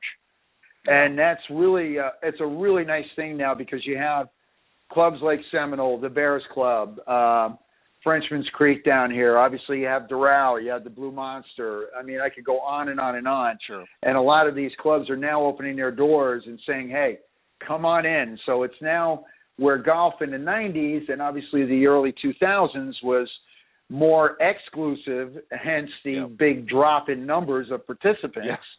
Now they're becoming more and more inclusive, which gives people obviously an opportunity to see how they're supporting their community. Yeah, and it is. It's good all around for the industry, and I think it's important. I think that, you know, it's not just a matter of the players or the teacher professionals, but the clubs and organizations themselves needed to be more involved. You know, and it's great. There's nothing wrong with some of the private clubs and that, but I think it shows a lot that they've recognized that there is a way that they can, you know, give back to their communities, and it's not just all about, again, profits and you know, filling up memberships. It's about doing something and giving back to their communities, because really the community, in addition to the members, really support a lot of these organizations in other ways. So it's good that they're starting to recognize. I think one of the things that has really started to impress me a lot with a lot of these organizations and the tours particularly is, you know, over many decades, of course, I don't know what the count is now, but I know it's over $1 billion in charity that the particularly the PGA Tour has done. But, you know, for years and years, it was more about, you know, raising the funds and giving a check. And that's great. And you know, they're continuing to do that. But now they're starting to actually get more physically involved in some of the charities and the programs. You know, in addition to just running events, they're actually getting out there into the communities and becoming involved with some of these different organizations and some of the players, you know, programs as well. So I think that is something that we're starting to see a lot more of, and I applaud that wholeheartedly. Yeah, and the tour, all the tours and the professionals out there now are really financially stepping up. And I'm not sure if you caught it, but recently Tim Fincham was interviewed at I want to say one of the PGA of America meetings, and it was on the Golf Channel. And they said to Tim, you know, are you thinking about retirement? You know, you mentioned you'll be retiring soon and stepping aside, and what would you do if you retired from leading the PGA Tour? And very matter-of-factly, he said, if the first tee will have me, I would love to work with the first tee. Wow. So when you get the commissioner saying something like that unsolicited, it really has gone full circle to where the tour now is really trying to support not just the first tee, but I think junior golf in general. And really there's a big push for dollars from the tour to a lot of local junior programs wherever they're stopping around the country. And that's really a really nice thing. And you're right, it's over, I don't know, it must be close to $2 million now, if I'm not mistaken. Yeah, I think it's upwards of close to $2 billion now. But, you know, the thing is, the point I was trying to make was, you know, for years and years, you know, organizations have traditionally, you know, and I don't want to say that this is all it was, but, you know, it's fine to give funds and resources like that, but to just sort of throw money at an issue and not really get in there and sort of get your feet wet and getting involved directly with the different groups. Sometimes it's nice to have that money, but I think it just adds a little bit more oomph, if you will, for lack of better words, when the tours and the different organizations are getting involved directly with the charities and getting involved directly with growing golf. I think they've started to recognize that you know, you can have a lot of top players out there and you can get all kinds of television ratings and make golf exciting with some, you know, as Tiger did there in the early 2000s. But there has to be more to it in order to keep people interested in this game. And I think by involving, as the First Tee is doing, and also, you know, Ernie's program and many of the other programs, is getting the teaching professionals out of the golf course at some point and into other organizations and into other areas that they can still use their craft but be able to benefit these different programs. And I think it just makes the industry itself a new way of growing itself, if you will, and not just sort of running the same old plan, if you will, or program. They've now actually expanded and are doing other things. And I have to give my own shout out to the LPGA, because I'll tell you, as you may or may not be aware of, I host another program Tuesday mornings called the Women of Golf Show with LPGA professional Cindy Miller. And Cindy and I have had some... Cindy's awesome. Cindy is awesome. Yeah, Cindy is in my opinion, probably one of the hardest working women in golf today. I mean, she's a trooper. She just gets out there and does so much to help grow this game. And her and I have been collaborating and having some great women on our women's show on Tuesday mornings, and just does a great job. And she's often talked about many of the hard-working women in the LPGA. So I don't want to, overshadow with the PGA Tour, but they do certainly a phenomenal job. But the LPGA Tour particularly has really been stepping up here this last couple of years, and just really going gangbusters. A lot of phenomenal women out there that are just doing some great work in helping to grow this game and giving back to the communities. In fact, Cindy has mentioned many times on the program that just how much some of these veterans of the game, like Nancy Lopez and Kathy Whitworth and Rosie Jones and some of the other ones, Carol Mann, that have been around this game for a long time, just how much they give back, not just by playing on the Legends Tour, but giving back with doing different work and stuff in charities and also in their communities. So kudos to the ladies as well of golf. Jack? Well, if I may, Ted, go ahead. Ted, if I may, let me just put in a real quick shameless plug for Cindy and the LPGA and the Legends Tour. We ran our first ever Legends Pro-Am here in South Florida last November when they played at Seagate. And we had a full field. We had over 100 golfers, and we had about, I believe, 45 professionals from that event who came up here specifically to support girls golf for the first tee here in Palm Beaches. We had a 100% show rate with all the professionals. Cindy was one of them, and we had everybody here for that event, and that was one of our biggest highlights of 2014, and we raised about $25,000 at that event for girls golf. Yeah, the Legends Tour, they just do a phenomenal job as well. And as I said, these lady professionals that have been around the game for a long, long time. And Cindy, as I said, often talks about some of the great work. And we've had the pleasure of interviewing most of the ones that I've mentioned. Nancy, we haven't had on the show yet. We're hoping to get her on here before too long, but Kathy Whitworth, in fact, was one of our first guests, and just a real joy. And one of the things that I enjoy about talking with these individuals is just how humble they are and just how appreciative they are of what golf has done for them. And we've had also the pleasure of interviewing some great ladies in business who are utilizing golf. So it's just an all around. It's just a great game. It gives back so much. And Jack, I want to thank you for all of the great work that you're doing with the First Tee down in South Florida. And I'm going to give you here just a final moment or two just to remind everybody how they can, if they want to get involved, where they can go and your website and that again, just to let the listeners know if they're interested in contacting and reaching out and maybe being involved in the First Tee. Sure. Well, the easiest place to go is the firsttee.org, firsttee.org. They will give you a national map of all our locations, 180 locations across the nation and internationally. And then for our local chapter, it's thefirsttee.palmbeaches.org.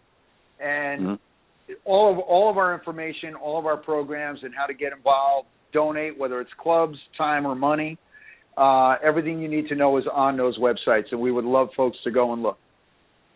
Fantastic, and obviously the information. If there's parents out there that are maybe listening and thinking about getting their youngster involved in the First Tee program, they can get information there as well on what they need to do and how to go about it. Absolutely, and as you mentioned earlier, they can email me directly. It's Jack, the letter B, Jack B at thefirsttee.palmbeaches.org. Or they can call and ask for me at 561-842-0066. I'd be happy to help them out. Fantastic. Jack, I want to thank you for coming on Golf Talk Live tonight. I certainly, one of the pleasures I get, of course, of doing the program is being able to talk with great guests such as yourself. And I always feel like I learn a little bit myself, and that's always important. I think you always have to be learning yourself. It's not just about what you know, but it's information you can absorb as well. So my sponge doesn't absorb quite as well as some of the youngsters, I'm sure, at the first tee. But I still do absorb a little bit here along the way, and I get the pleasure of having some great guests, and I really enjoy doing this program and as a result. So, Jack, I want to thank you very much for coming on Golf Talk Live tonight and sharing a little bit about the First Tee and some of the great work you're doing there, and also about the Els for Autism Foundation, and as well as also the great veterans program that the PGA of America and other governing bodies are actively involved. I think that, especially in this day and age, I think we have to remember those that have done so many things to help protect the borders and help protect this nation, and we have to certainly show our appreciation, and I can't think of a better way than to help some of these young and old veterans that have shown their battle scars to get out there and enjoy a game that they have played for many, many years, but maybe have had to sort of hang up their hat because of injuries, and it's good to see that the tour and some of the other bodies in golf are stepping up and helping them sort of rekindle that passion. So kudos to all of those, and again, Jack, thank you very much for coming on Golf Talk Live tonight, and you certainly have an open invitation, and I would like to invite not only you back again, Jack, in the future to come back on and share more with us, but also any of your fellow first tee compadres, if you will. They're welcome to come on here, and maybe we'll get a group of you on here and talk about some of the things that you've got working up here, maybe for the new year. Well, listen, it was an absolute honor and a pleasure, and listen, thank you for all the great work that you're doing by exposing your listeners to the information which, everybody benefits from. So thanks for all your hard work, and I might take you up on that offer for future First Tee people. Maybe our CEO, Joe Louis Barrow. Maybe I can get him on with you. I would love to do that. What a great way, and that's really what it's all about, is giving back to the game. And I, in addition to teaching and that, I enjoy obviously playing when I get, as I mentioned earlier in the broadcast, when you get into the golf business, you don't always get to play as much as you think you're going to play. But I certainly enjoy being around the game. But doing this broadcast is something that I've really enjoyed doing here the last few years. And I will continue to do this as long as the audience wants to listen to me, and they seem to be doing a pretty good job so far. And I appreciate all the great guests that I've had the pleasure, and I get to make some new friends along the way, so that's always a good thing. But Jack, thank you very much. Happy 4th to you and yours. Be safe and enjoy this very special day here coming up. And again, much continued success with the First Tee. And yes, by all means, reach out to me again. Let me know. I would love to have the CEO of First Tee on the show. All right, fantastic. Happy 4th of July to you and all your listeners, and I look forward to speaking with you again. All right. Thank you very much, Jack. And again, happy 4th. Have a great weekend. Thanks, Ted. You also. All right. Bye-bye. Bye now. Okay, that was my, just wrapping up here, that was my special guest, Jack Barrett. He is the development director and the First Tee coach, Palm Beaches and the Treasure Coast, and of course in around the Broward County, which is down around the Miami area. Doing a phenomenal job and just some great conversation. Enjoyed having him on the show. And I want to also give a special thank you to my Coach's Corner panel again, Pete Buchanan and Michael Wheeler. And again, apologies from Scott. I just received a message from Scott, and unfortunately he was detained and got a little bit delayed and wasn't able to join us tonight, but I will certainly get him back on the show. Always enjoy having Scott. And speaking of doing great work with veterans, Scott Millman does a fantastic job with his foundation, the NRG Foundation, which is doing some great work. He's the founder at the Millman NRG Foundation, and I believe it's nrgfoundation.org is the website. But sorry you missed tonight, Scott, but not a big deal. We'll get you back on here again real soon. But I also want to thank all of the supporters and listeners around the world for tuning into Golf Talk Live faithfully each week. And it's really, as I just mentioned to Jack, I truly have great enjoyment and pleasure of having a number of highly talented coaches, teaching professionals, authors, and entrepreneurs stop by the program. And it's really through their participation and your involvement as well. Thank you to all the people that wrote into the program and had some great questions for the panel tonight. And it's through the guest appearances, of course, of the folks that were on tonight and other nights that have really helped make Golf Talk Live a first-class show. Special thank you to some of the supporters, Mr. Jonathan Laird. Can't forget Jonathan of South Coast Golf Guide, a great publication down here in the southeastern part of the United States, from Texas right over here to the north part of Florida. A lot of great courses in the guide. If you're interested in getting a copy of the guide, go to southcoastgolfguide.com. And if you're interested, pardon me, and maybe advertising in the guide, if you want to get into doing some advertising, it's a great publication. It's been around for over 20 years, very well published and very well edited. You can reach out to Jonathan at southcoastgolfguide.com. Make sure you visit them online and check out some of the great things that he's doing. Meredith Kirk from Meredith Kirk Golf, who was the Mrs. South Carolina 2014 Mrs. South Carolina winner and went on to the U.S. Mrs. USA pageant as well, and placed very well, actually. She did great. She's been on the show, and also a great golf instructor professional as well, and does a lot of great things. And she has the Junior Golf Exchange program out in the Myrtle Beach area. So go to juniorgolfexchange.org and to find out more about how you can help Meredith with her cause as well.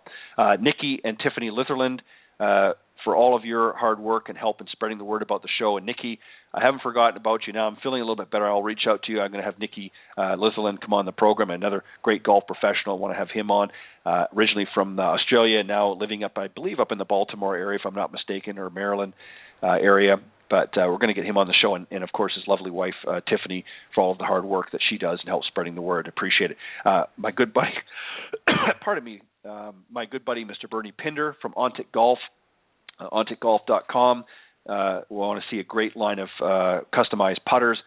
Make sure you go and visit Ontic Golf. Thank you, Bernie, for all of your continued support. Mr. Sean Kelly, owner of LinkedGolfers.com, runs the largest golf group, if you will, on LinkedIn, and has now taken that project out field, if you will, onto linkgolfers.com. So make sure you check out that. Thank you, Sean, for all of your continued support as well. And last but certainly not least, my good buddy, Mr. Peter Doyle from Doyle Golf Solutions over in Ireland, for all of your support as well. A great teacher professional and a great club maker and fitter as well, and all kinds of great things, good blogger. But thank you, Peter, for all of your continued support. And to all of you out there listening just in the last moment or two, I want to wish all of you a safe and happy 4th of July.